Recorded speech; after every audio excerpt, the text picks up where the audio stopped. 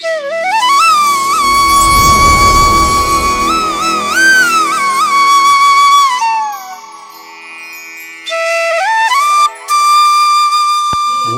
శ్రీ సచ్చిదానంద సమర్థ సద్గురు సాయినాథ్ మహారాజ్ కీ జై. ముందుగా సాయి భక్తులందరికీ నమస్కారం అండి. వీడియో చూస్తున్న ప్రతి ఒక్కరిపైన ఆ సాయినాథుని ఆశీస్సులు ఉండాలని, బాబాగారి భక్తులందరూ ఎప్పుడూ కూడా ఆనందంగా సంతోషంగా వారి జీవితాన్ని గడపాలని మనస్ఫూర్తిగా కోరుకుంటూ ఈ వీడియో స్టార్ట్ చేస్తున్నాను ఫ్రెండ్స్. ఈరోజు సందేశంలో బాబాగారు తన బిడ్డలందరి కోసం మరొక చక్కటి సందేశాన్ని తీసుకొచ్చారండి. ఈ సందేశంలో బాబాగారు ఏమంటున్నారంటే, బిడ్డ, నన్ను పూర్తిగా విశ్వసించు, నీ దుఃఖాలన్నీ మర్చిపోయి నిశ్చింతగా ఉండు తల్లి. భారం నా మీద మోపు, ఎల్లవేళలా నేను మీతోనే ఉంటానమ్మా. అహంకారాన్ని త్యజించిన క్షణాన మీ మనసులో స్థిరంగా నేను ఉండిపోతాను. మీ గుండెనే నా గుడిలా మలుచుకొని మీలోనే నేను ఉండిపోతాను తల్లి. మనం ఎదుటివారి తప్పులను ఎంచేటప్పుడు 4 వేళ్ళు మనల్నే చూపిస్తుంటాయని గుర్తించుకో బిడ్డ. నువ్వు ఎప్పుడూ అలా చేయవద్దు. ముందు ఎదుటి వాళ్లలో తప్పులు వెతకటం మానేసి, మనలోని తప్పులను, లోపాలను ఎవరైతే గుర్తిస్తారో, వాటిని మార్చుకోవడానికి ఎవరైతే ప్రయత్నిస్తారో వాళ్ళే పుణ్యాత్ములుగా మారుతారు. వాళ్ళ జీవితాన్ని వాళ్ళు ఊహించని విధంగా వారు కోరుకున్నవన్నీ సాధించి అందరికీ ఆదర్శప్రాయంగా నిలుస్తారు. అలా నిలవాలన్నదే నా ఆశ కూడా. నా బిడ్డలు ఎప్పుడూ కూడా 10 మందికి ఆదర్శప్రాయంగా నిలవాలి. 10 మంది మంచి కోరుకునే వాళ్ళు నా బిడ్డలై ఉండాలి. నీ బాబా కోరిక తీరుస్తావా తల్లి? నువ్వు నిజంగా నీ భవిష్యత్తు తెలుసుకోవాలంటే ఎక్కడికో వెళ్ళనవసరం లేదమ్మా. ఏ జాతకాన్ని నువ్వు చూపించాల్సిన పని లేదు.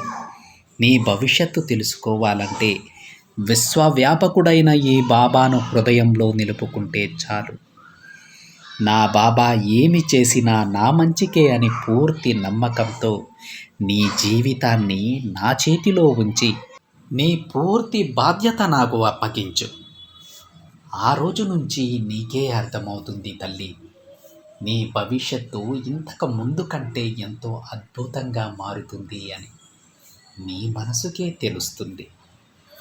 చూడు బిడ్డ, మనసు అనే అద్దంపై కామ, క్రోధ, లోభ, మోహ, మద, మాత్సల్య, ద్వేషం అనే పొరలు ఆవరించి ఉంటాయి. వీటిని శుభ్రం చేస్తే అద్దంలో అందంగా దేవుడు ప్రతిబింబం కనిపిస్తుందని గుర్తించుకో. నా వద్దకు వచ్చే వారి కోరికలు తీరుస్తానని వాగ్దానం చేశాను బిడ్డ. ఎందుకో తెలుసా? కోరికలు తీరిపోతే మనిషి సంతృప్తుడై ఆధ్యాత్మికంగా దృష్టి సారించి పైమెట్టు ఎక్కడానికి ప్రయత్నిస్తాడు. ఏది మంచి, ఏది చెడు తెలుసుకునే విచక్షణ జ్ఞానాన్ని పొందుతాడు. ఈ ఒక్క కారణం చేతనే నా బిడ్డల కోరికలన్నీ నేను తీర్చాలని నిర్ణయం తీసేసుకున్నానమ్మా. అందుకే నీ కోరిక తప్పక నేను నెరవేరుస్తాను. నీ ఒక్కదాని కోరికే కాదు, నా బిడ్డలుగా ఉన్న ప్రతి ఒక్కరి కోరిక తీర్చే బాధ్యత ఈ తండ్రిది తల్లి. చూడు బిడ్డ, ఎప్పుడైతే నీ పాప పరిహారం జరుగుతుందో అప్పుడు భగవంతుడే నీ ముందుకు వస్తాడన్న విషయం గుర్తించుకో. ఆ భగవంతుడే గురువు రూపంలో నీకు సాక్షాత్కరిస్తాడు. అతని పరిశీలనలో జీవునికి జరగవలసిన పరిహారాలు నివృత్తి అవుతాయమ్మా. సంతోషం మీలో వెతకవద్దు. మీరు చేసిన మంచి వల్ల ఎదుటివారి చిరునవ్వులో మీ సంతోషాన్ని వెతకండి. నీ బాబా చెప్పింది అర్థమైందా తల్లి?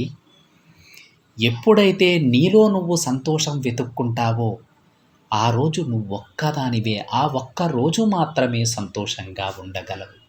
కానీ నువ్వు చేసిన సాయం వల్ల పక్కవారి మొహంలో సంతోషం వెతకదలిచినప్పుడు నీ కుటుంబం అంతా కూడా సంతోషంగా ఉంటుందమ్మా.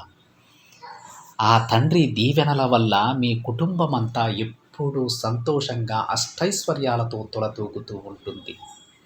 అందుకే నీ బాబా ప్రతిసారి చెబుతూ ఉన్నాడు తల్లి, నువ్వు సహాయం చేసి వారి మొహంలో సంతోషాన్ని వెతకమని. ఇప్పుడు అర్థమైందా నీ బాబా ఎందుకు అలా చెప్పాడో? చూడు బిడ్డ, ధనంతో చేసేది మాత్రమే సహాయం కాదని చెప్పాను కదా. ఆ విషయాన్ని ఎప్పటికీ మర్చిపోవద్దు.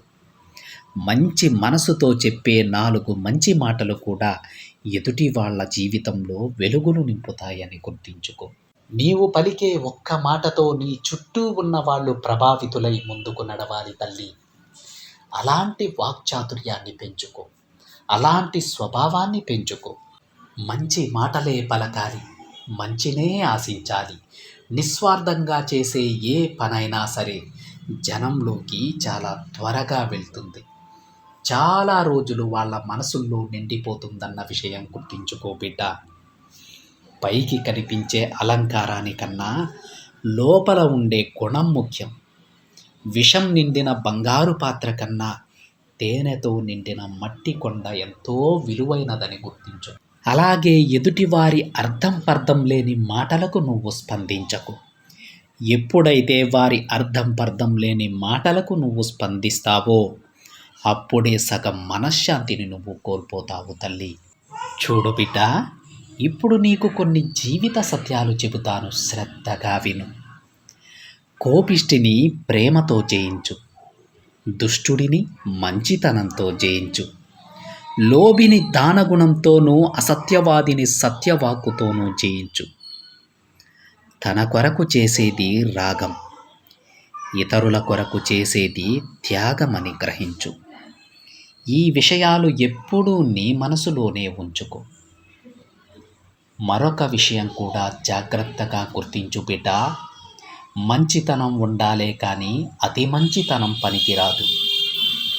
ఒకసారి మోసపోవడం నీ పొరపాటే అవ్వచ్చు, మళ్ళీ మళ్ళీ మోసపోవడం సాక్షాత్తు నీ తప్పే అవుతుంది.